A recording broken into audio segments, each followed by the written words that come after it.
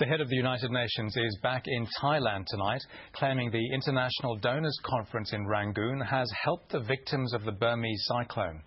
But the amount of money pledged, according to some estimates just over $150 million, falls well short of the $11 billion Burma's generals have been demanding. There's still widespread scepticism that the junta will allow the aid to go where it's needed and let aid organisations have access to the 2.5 million survivors from the cyclone. The donors' conference opened with a minute of silence for the cyclone victims.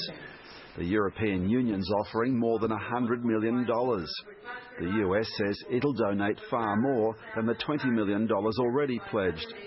Australia's among the most generous, upping our offer to $25 million. The Philippines, which already has medical teams on the way, is also high on the list with $20 million. The junta wants far more.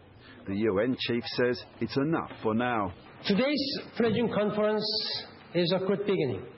Apart from the tens of millions of dollars pledged by the member states, it was an important exercise towards building greater trust, confidence and cooperation. The junta's refusal to open its borders for international aid for 3 weeks outraged the international community. Its intentions still aren't clear.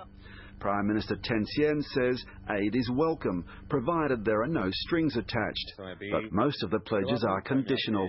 I said on behalf of Australia at the conference that